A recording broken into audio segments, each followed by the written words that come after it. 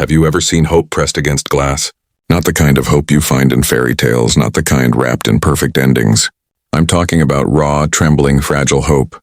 The kind that beats inside a child's chest even when the world has already whispered she might not make it.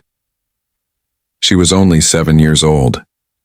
Too young to know words like chemotherapy and terminal. Too young to understand why the other kids she once played with at school didn't visit anymore.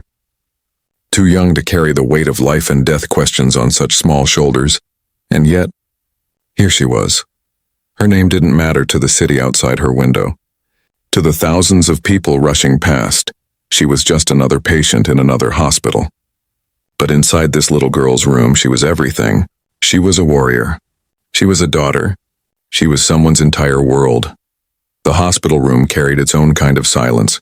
Not the peaceful kind, but the heavy clinical silence that came with machines clicking, beeping and sighing every few seconds. A thin oxygen tube curved around her cheeks, taped gently to skin that had grown pale. Her wrist wore a plastic band with her name, like an unwanted accessory she could never take off. The girl's reflection stared back at her in the glass window. A shaved head from the chemo, dark circles under eyes that were still too bright, too alive. But she didn't cry. Not anymore. She had cried enough in the beginning, cried until she realized tears didn't change the needles, didn't erase the pain, didn't make her parents' worried whispers go away, so she learned to smile instead. A fragile smile sometimes, but a smile her mornings were always the same. Nurses checking vitals, doctors lowering their voices when they stepped outside the door. Her mother pretending she wasn't breaking down in the bathroom. Her father gripping coffee cups so tight his knuckles turned white. But that day, that afternoon, something felt different. The sun slipped lower between the tall city buildings, flooding the room with warm golden light. She pressed her tiny hand against the cool glass of her window, staring down at the blur of traffic below. Yellow taxis honked. Strangers crossed streets in a hurry. Skyscrapers stood tall like indifferent giants. To the world, it was just another busy day. To her, it was the only day she had, and then she saw it. A long, sleek black limousine gliding down the avenue. It was nothing like the taxis. Its paint shimmered. Its presence was heavy. It was the kind of car that made people turn their heads. She didn't know who sat inside. She couldn't guess. But in that moment, she didn't care. Something inside her whispered wave. Her little hand, bruised from IV needles, lifted slowly. With effort, she pressed her palm against the glass and waved. It was a small, trembling motion, the kind of wave that says, "I see you. Will you see me too?" It should have been nothing. Just a sick little girl waving at a car she would never meet, a car that would disappear in seconds, swallowed by traffic and noise. But it wasn't nothing. Because the man inside that limousine was a billionaire. And billionaires don't usually notice little girls in hospital gowns. They notice deals. They notice money. They notice power. But in that single second, his eyes lifted and he saw her. He saw the tubes on her face. He saw the hospital band on her wrist. He saw the fragile hand pressed against the glass and he waved back. It was simple. It was silent. But it was the beginning of something that would shock the entire world. This is not just a story about wealth. This is not just a story about sickness. This is a story about what happens when two worlds collide. One drowning in pain, one drowning in luxury, and how a single gesture can build a bridge between them. The girl didn't know that wave would change anything. She didn't know who he was. She didn't even know his name. But for the first time in weeks, maybe months, she laughed.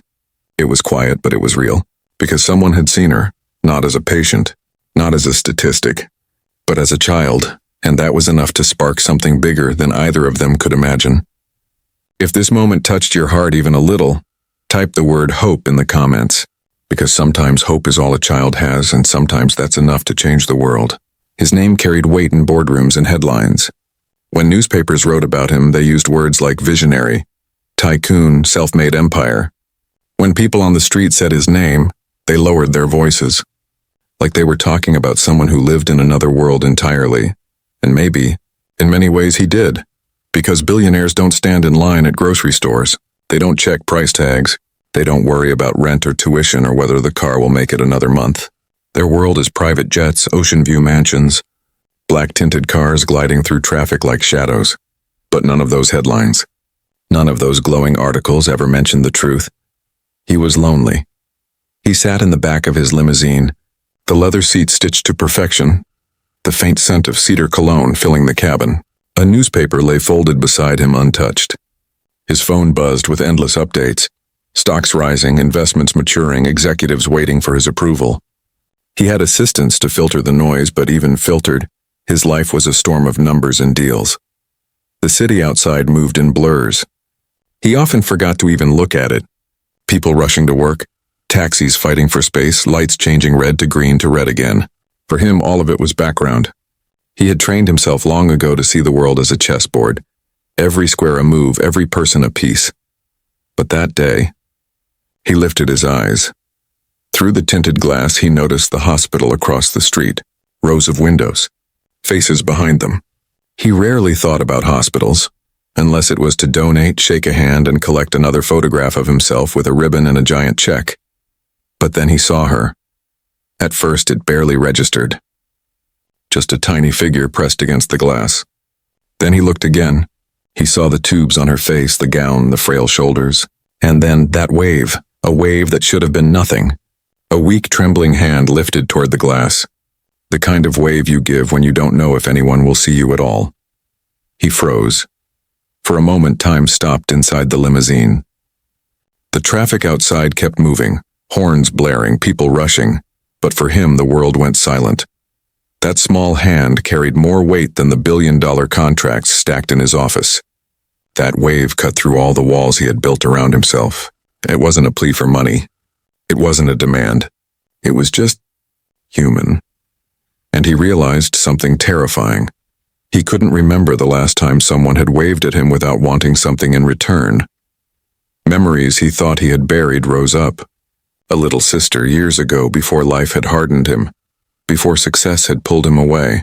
She had been sick too. Different illness, same fragile body. He remembered hospital visits. Her laughter despite the pain, the way she used to wave when he left her room. Back then he had promised he'd always come back, but he hadn't. The business deals grew, the responsibilities multiplied, and then she was gone. He had carried that guilt in silence, burying it under layers of work, luxury, and pride. But the wave of this girl, this stranger, cracked it open. His driver glanced in the mirror. "Sir, everything all right?" He didn't answer. His eyes stayed locked on the girl in the window. Her wave lingered, trembling, hopeful. And without thinking, without calculation, his own hand lifted. Slowly, he pressed it against the glass of the limousine and waved back. It was absurd, really. A billionaire waving at a little girl he didn't know in a hospital window he might never see again. And yet, it was the realest thing he had done in years. For the rest of the drive, he couldn't shake her image. That fragile hand, that pale face, those eyes that looked far too old for her age. The voice in his head, the one that had built empires, closed deals, and crushed competitors, tried to speak. Forget it. You don't have time. It's just a child, just a moment. But another voice, one he hadn't heard in years, whispered, "Don't ignore this. Don't do what you did before." The car turned a corner, and the hospital window disappeared from sight. But the billionaire sat back, unsettled, staring at his own reflection in the tinted glass. For the first time in years, the reflection staring back at him didn't look powerful. Didn't look untouchable, it looked empty. And in that emptiness, he realized something. That little girl's wave had reminded him what it meant to be human. This was no ordinary day. This was the day a billionaire's carefully built world began to crack. And soon the world would witness what happens when a single wave becomes impossible to forget. The limousine glided through the city, but inside he was somewhere else entirely. The driver spoke once more. "Sir, the meeting downtown? Do you still want me to?" But the words didn't land. He couldn't focus. His mind was stuck on the window, the girl, the wave. The city outside blurred into streaks of light, but in his head the past played in sharp, painful detail. He was 14 again. The air smelled like disinfectant and fear. His little sister lay in a hospital bed, tubes snaking around her fragile arms. She had been only 8, too young, too gentle for the cruelty that had claimed her body. "Promise me you'll come back tomorrow," she whispered, her voice thin as paper. And he had promised. But tomorrow came with a meeting. Then another, and another. He had been late. Sometimes hours, sometimes days. He always told himself he would make up for it, after the next deal, after the next success. But then came the day he couldn't make up for it at all. She was gone. He had stood at her funeral in an expensive suit, people whispering about how brilliant he already was, how bright his future looked. But inside, he was still just a boy who had broken a promise to the only person who had loved him without conditions. That memory had haunted him for decades. He buried it under skyscrapers, contracts, and billions of dollars. He thought money would silence the guilt. But guilt doesn't care about money. It waits, it lingers. And when the right moment comes, it crashes back in like a wave. And today, that wave had come in the form of a little girl pressing her fragile hand to a hospital window. He leaned back in the leather seat, pressing his fingertips to his temples. Why her? Why now? He wasn't supposed to care. He had trained himself not to care. That's how you survive at the top, by keeping your heart locked away. But something about her eyes, hollow yet burning with a stubborn kind of life, had reached through those locks and rattled the chains. His rational mind fought back. You can't stop. You can't change anything. She's just one of thousands of sick kids. You're late already. The board is waiting. You're not her savior. But another voice, softer but relentless, whispered, You know her. You know that wave. You've seen it before. Don't ignore it again. He rubbed his chest where it suddenly felt tight. He was a man who signed contracts worth more than entire countries' budgets, and yet in this moment he felt powerless and completely undone by a child's wave. He tried to distract himself. He glanced at his phone, emails, charts, investment updates. He flipped through the numbers as if they could anchor him. But the image burned behind his eyes, a fragile hand, a pale face, a wave too small for the world to notice, and too big for him to forget. Her wave wasn't asking for money. It wasn't asking for anything. It was just reaching out, blindly, desperately for human connection. And the terrifying thing was she had reached him. For years, people had waved at him. Shareholders with greedy smiles, politicians with fake gratitude, strangers hoping to be noticed. But their waves never pierced him. They were masks, transactions, performances. This was different. This was pure, and it demanded something from him he hadn't given anyone in a long, long time. His heart. The driver's voice broke through his storm. Sir, we're 2 minutes from the tower. Shall I pull into the garage? He opened his mouth to answer, to say yes, to bury the moment and move on. That's what he had always done. Money over memory. Business over feeling, control over vulnerability. But the word wouldn't come. Instead, he saw his sister's face again, her small hand waving as he walked away all those years ago. He had left her once. He couldn't leave this girl too. His jaw tightened. His heart pounded in a way it hadn't in years. And then, for the first time in a very long time, he allowed himself to feel something dangerous. Compassion. No, he said suddenly, his voice rough. The driver blinked in the mirror. Sir? Turn around, the billionaire said. His eyes burned as if daring himself not to back out. Back to the hospital now. The driver hesitated. He wasn't used to surprises. Sir, the meeting. Forget the meeting. His voice cracked like a whip. The hospital. The limousine made a sharp turn. Horns blared. Pedestrians glanced up in irritation. But the billionaire didn't notice. He leaned forward in his seat, eyes locked on the skyline, heart racing like it hadn't in years. He didn't know what he would say. He didn't know what he could do. All he knew was that he couldn't let that wave be just a moment. Not again. Not this time. This was no longer about wealth. This was no longer about power. This was about redemption, because sometimes life gives you a second chance, and sometimes it arrives in the shape of a little girl's trembling wave. The limousine screeched to the curb, a car that never stopped for anything less than the world's most important people, now halting in front of a children's hospital. The driver's eyes flicked nervously in the mirror. Sir, are you sure? But the billionaire was already reaching for the door handle. His voice was low, final. Yes, wait here. And then he stepped out. The city didn't know what to make of it. Pedestrians slowed. Some recognized him instantly. Whispers rose, phones tilted discreetly to capture pictures. It wasn't every day that one of the richest men alive abandoned his chauffeured ride to walk into a hospital with nothing but determination on his face. The automatic doors slid open. The sterile scent of disinfectant hit him like a memory he didn't want but couldn't escape. The last time he'd walked into a hospital unplanned, it had been decades ago, when he was still a boy clutching flowers for a sister who wouldn't make it out. The lobby stilled. Receptionists froze mid-sentence. A nurse carrying a clipboard nearly dropped it. Even the security guard blinked twice, unsure if his eyes were lying, because billionaires donate to hospitals. They send checks. They pose for ribbon-cutting ceremonies. But they do not walk through the doors unannounced, with eyes sharp and jaw clenched like men on a mission. He approached the front desk. His voice was steady, but there was something raw in it, a crack that only someone listening closely would catch.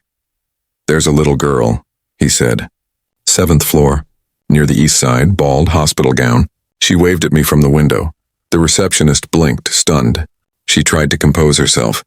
"Sir, do you have her name?" "No." He shook his head, his hand tightening on the counter. "But I saw her. Take me to her. Hospitals don't bend rules easily. Privacy laws, security clearances. But when one of the most powerful men in the country makes a demand, people don't think about rules. They think about the weight of his voice, the intensity in his eyes." The receptionist swallowed, then picked up the phone with trembling hands. I'll call the floor nurse." Within minutes, the news rippled through the hospital corridors like electricity. "He's here." The billionaire. The one whose face was on magazine covers. The one whose fortune could buy the entire hospital twice over. Doctors peered from behind charts. Nurses whispered to one another. Parents of other patients craned their necks, wondering if maybe, just maybe, he had come for their child. But no, he wasn't there for the cameras. He wasn't there for publicity. He was there because of a wave. Upstairs, the girl's parents sat beside her bed. The mother stroked her daughter's hand gently, trying to disguise the constant fear in her eyes. The father stared at the floor, jaw clenched. A man who wanted to trade places with his child but couldn't. When the knock came at the door, they expected a nurse. Maybe another doctor with another update they didn't want to hear. But when the door opened, the world tilted. The billionaire, the man they had seen on television, the man whose wealth felt like a different universe, stood in the doorway. Not in a suit for cameras, not with a team of assistants. Just himself, shoulders heavy, eyes unsettled. The mother gasped. What are you doing here?" The father rose, protective, confused. "Is this some kind of visit? Some PR thing?" The billionaire shook his head. His voice was quiet, almost breaking. "No, I was passing by." She waved. The parents exchanged a look of disbelief. This man had no reason to be here. No connection. No explanation that made sense. But then the little girl stirred. Her weak eyes widened as she recognized him. Not from TV, not from newspapers, but from just a few minutes ago. Her lips parted. "You waved back." And just like that, the room changed. He stepped closer, almost hesitant, like he didn't know if he was allowed. He had sat in front of kings, presidents, CEOs, but never had he felt more unsure than he did in front of this frail child. "Yes," he said softly. I waved back. She smiled, small but real. "Nobody ever waves at me." Something cracked in his chest. His throat tightened. He pulled a chair closer to her bed and sat, his massive presence shrinking in the face of her smallness. "I saw you," he whispered, "and I couldn't keep driving." Her parents watched silently, stunned. The hospital staff that had followed lingered outside the doorway, pretending to busy themselves with charts but really witnessing history, because this wasn't a billionaire making a donation. This wasn't a staged photo. This was a man stripped of titles and wealth, sitting at the bedside of a child who had nothing left but her courage.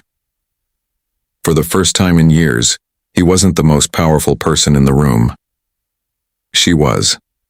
A little girl with tubes in her arms and scars on her skin commanded his attention in a way billion-dollar empires never had. Her small voice, raspy but playful, asked, "Are you famous?" He almost laughed, but it came out shaky. "Some people think so." "Do you have a lot of money?" she asked, blunt in the way only children could be. "Yes," he admitted. She tilted her head, thoughtful. "Then why did you wave back?" "People with money don't usually wave back," he swallowed hard. For once he had no rehearsed answer. No polished words. Just the truth. "Because you reminded me of someone I lost." Her eyes softened. She didn't press further. She just reached out, and for a moment he hesitated. Then he took her hand. It was small, fragile, but warm. A connection he hadn't felt in years. This was no longer just a meeting. This was the beginning of something neither of them could have imagined. For a long moment, neither of them spoke. The room hummed with the quiet beeping of machines, the faint shuffle of nurses outside, the muffled footsteps in the hallway. But inside, it was just them. A billionaire who had never felt smaller, and a little girl who had never felt bigger. Her hand was tiny in his, bones sharp beneath skin, too thin. But it was warm, alive, pulsing with something he hadn't felt in years. Trust. She tilted her head, eyes curious. "Do you get scared?" The question hit him like a stone. Executives didn't dare ask him that. Investors assumed fear was a word he'd deleted from his vocabulary. The media painted him as unstoppable, untouchable. But this girl, she had nothing to lose by asking. "Yes," he admitted after a pause. His voice sounded foreign to him, stripped of armor, heavy with honesty. "I get scared all the time, more than people know." Her lips curved, not quite a smile, not quite sadness. "Me too." They spoke in fragments at first, like two strangers testing the edges of a fragile bridge. She asked him what kind of food he liked. He admitted he hadn't eaten ice cream in years, too busy chasing meetings. Her eyes widened like he'd confessed a crime. "You haven't had ice cream?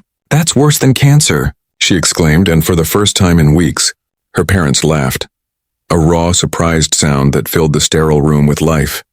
He chuckled too, the sound awkward, rusty, like a machine starting after years of silence.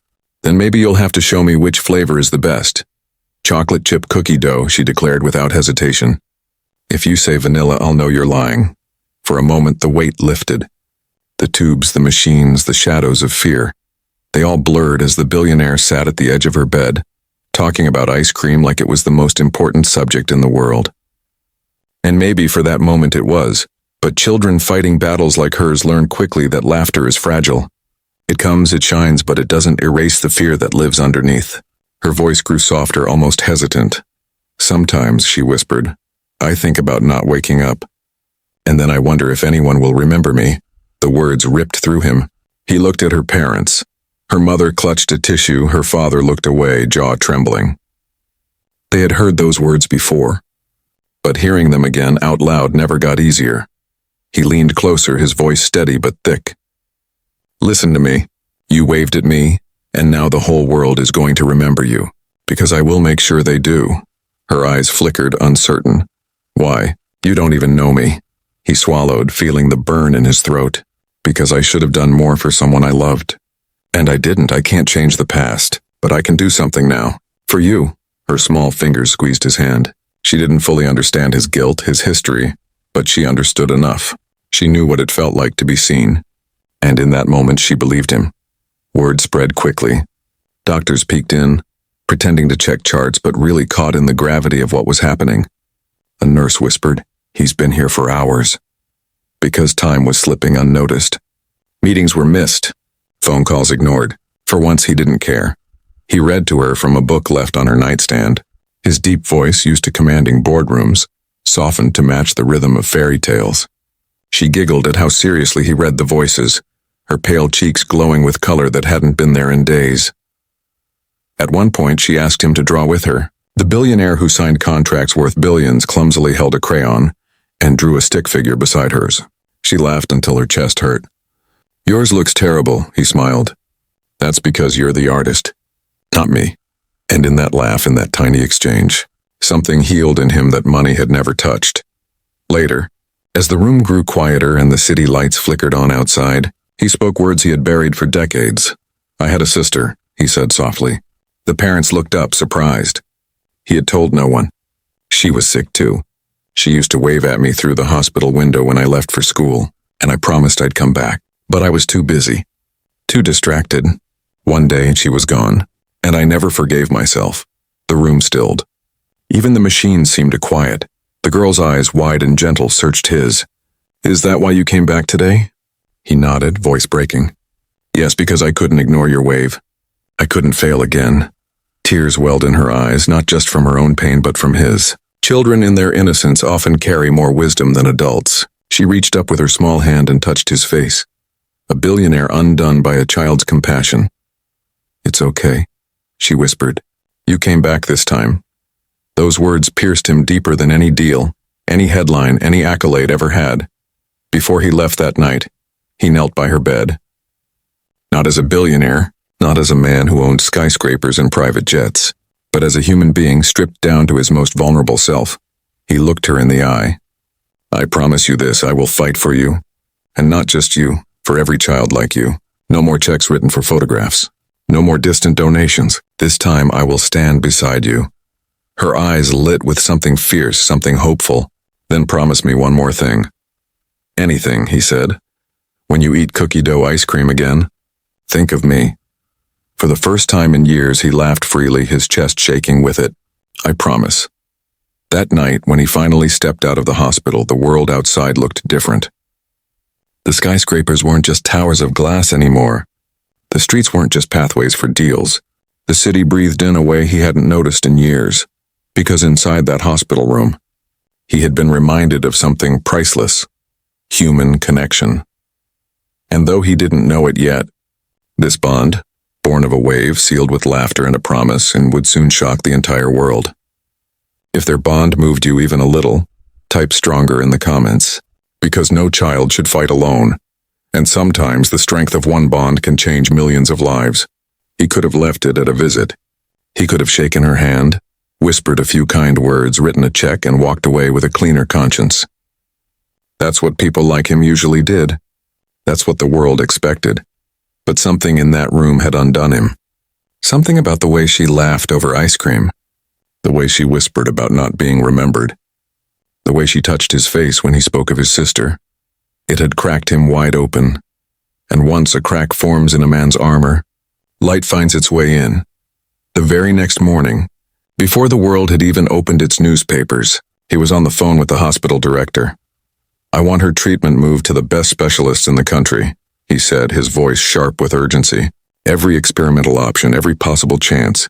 Whatever it costs, I'll cover it," the director stammered, overwhelmed. "Sir, that would mean flying her to—" "Then fly her. Charter a plane. I'll arrange the logistics. Money is not a question." For decades, he had used money as a weapon, to buy, to bend, to dominate. But now, for the first time, money felt like something else entirely. A tool, a lifeline. A way to fight against the cruelty that had stolen his sister and threatened to steal this child. Hospitals move slowly, weighed down by paperwork and policies. But billionaires move fast, and when he wanted something done, walls crumbled. Within 48 hours, the girl was in a top cancer research facility, surrounded by doctors flown in from across the country. Her parents were stunned, their tearful gratitude barely finding words. And though the billionaire could have stayed quiet, something told him not to. Something told him this wasn't just about her. It was about every child fighting battles behind hospital windows, unseen, unheard, forgotten. So he made an announcement. A hotel ballroom filled with cameras, journalists, flashing lights. He stood at the podium, not in the sharp armor of a businessman, but in something softer. His voice, when it came, wasn't the usual commanding bark of an empire builder. It was human. "Yesterday, a little girl waved at me from a hospital window," he began. A murmur ran through the crowd, and strange, unexpected. "She reminded me of someone I lost a long time ago. She reminded me that wealth means nothing if it cannot protect the most vulnerable among us. And so today I am launching a foundation, in her name, dedicated to funding pediatric cancer research and treatment worldwide." Gasps. Shuffling pens. Cameras clicked furiously. He continued, his voice growing steadier. "I have built skyscrapers, companies, fortunes, but none of it matters compared to saving even one child's life. This girl's wave was not just a moment. It was a message, and I will not ignore it." By nightfall, the story was everywhere. Billionaire changes life after girl's wave. From boardroom to bedside, the gesture that moved a tycoon. Hope Foundation launched in honor of cancer patient. News anchors replayed the story, their voices trembling with rare sincerity. Social media flooded with hashtags, "Your Wave of Hope." Strangers shared their own stories of children lost, children fighting, children surviving. Donations poured in. Volunteers signed up. It wasn't just his foundation anymore. It was a movement.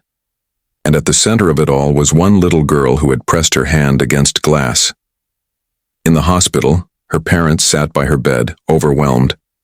They had spent years begging insurance companies, applying for grants, drowning in bills. And now, with a single decision, everything had changed. The father whispered, "I don't understand." "Why us?"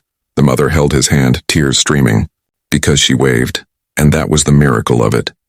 Not a calculated act, not a staged story, just a child's fragile hope colliding with a man's buried regret. When the news reached her, she tilted her head in confusion. "So I'm famous now?" she asked, a mischievous sparkle in her eyes. Her mother laughed through tears. "Yes, sweetheart, you are." The billionaire seated at her bedside leaned closer. "You're more than famous. You're the reason the world is paying attention." Her small face grew serious. "But what if I don't get better?" Silence fell heavy. Even the machines seemed to hold their breath. He reached for her hand, steady, firm. "Then you'll still have changed the world. Because of you, children you'll never meet will live. Families you'll never know will keep their babies longer. And that is a kind of forever." Her eyes glistened. She squeezed his hand. "Then I'm not afraid." The weeks that followed blurred into a wave of action. Celebrities donated, schools held fundraisers. Entire cities lit up buildings in gold, the color for childhood cancer awareness. The Billionaire's Foundation, seated with billions, exploded into one of the largest medical initiatives ever seen. And yet, through all the noise, through all the cameras and headlines, he returned to one place again and again, the little girl's bedside. He read to her. He laughed with her. He kept his promise. And in those visits, stripped of the world's gaze, he found something deeper than power. He found purpose. This wasn't just charity. This wasn't just redemption. This was transformation. Because sometimes the richest man in the room isn't the one with money. It's the one who can look a child in the eye and make her believe her wave mattered. The weeks turned into months. The foundation grew like wildfire, spreading across continents, pulling in scientists, doctors, and dreamers who had long waited for someone with enough courage and enough resources to fight childhood cancer on a global scale. But in one small room, far away from the headlines, the real miracle was unfolding. The girl's treatments were grueling. Radiation, new drug trials, procedures that drained her until she slept for hours, sometimes days. But through it all, one constant remained. The man who never stopped showing up. He was there in the mornings, sometimes in his suit, tie loosened from overnight meetings. He was there at night, sitting in the chair by her bed, reading to her until his voice went hoarse. He was there when her hair started to grow back in soft tufts. The nurses whispered about it. I've never seen him smile like that. Her parents often sat in silence, hands entwined, marveling at the sight of their daughter laughing again, and the girl herself. She changed too. Her body weakened, yes, but her spirit grew taller, stronger, bolder. She began to believe she wasn't invisible anymore. She wasn't just another child behind glass. She was someone whose wave had moved the world. And the billionaire? He was no longer the same man who had first stepped out of the limousine. The boardrooms noticed it first. Deals he once obsessed over now seemed less important. He canceled meetings without apology. He refused projects that profited from exploitation. If it doesn't build lives, he told his executives, I don't want it. The media noticed too. He was photographed less at galas, more in hospital wings. Reporters wrote, the man who once built towers is now building futures. But he noticed it most in himself. For the first time in decades, he slept without nightmares. The face of his sister, once a source of guilt, now felt like a companion. Because in this little girl's laughter, in her stubborn fight, he felt like he had finally kept his promise. One evening, when the city outside glowed with lights, he sat by her bed. She was stronger now, her cheeks fuller, her laughter louder. Do you know what you did? He asked softly. She tilted her head, curious. What? You changed me. You changed the world. And you did it with something so small people would have thought it didn't matter. A wave, she smiled, that mischievous sparkle returning. I told you. I'm famous now. He laughed, shaking his head. You're more than famous. You're a reminder, to me, to everyone, that sometimes the smallest hands carry the heaviest power. Her gaze grew serious. Will you still come back? Even when I'm better? His throat tightened. Always. Months later, she stood, fragile but standing, at a press event the foundation hosted. Cameras flashed, reporters whispered, but the billionaire ignored them all. His focus was only on her, her small hand gripping the podium. She spoke into the microphone, her voice shaky but fierce. I waved because I wanted someone to see me. I didn't know he would, but now he helps other kids like me, and maybe one day no kid will have to wave from a hospital window ever again. The crowd erupted. Reporters wiped their eyes. Strangers clapped until their hands burned, and the billionaire, he wept, openly, publicly, because this wasn't about him anymore. This was her legacy, and he was just lucky enough to be part of it. Later that night, when the noise of the world faded, he sat alone by her bedside again. She had fallen asleep, her hand curled loosely around his finger. He whispered words she couldn't hear but maybe would feel in her dreams. You saved me, long before I saved you. Thank you, for waving. And for the first time in decades, he felt whole. This was never just about money. It was never just about sickness. It was about the power of a small act. One fragile wave that carried across glass, across lives, across the world. Because sometimes, history doesn't change in boardrooms or battlefields. Sometimes it changes when a child, fighting for her life, lifts her hand and dares to hope someone will wave back. If this story touched you, type wave in the comments. Because the smallest gestures can carry the biggest power. And if you believe in hope, in second chances, in love that heals, share this story, subscribe for more, and never forget, one wave can change the world.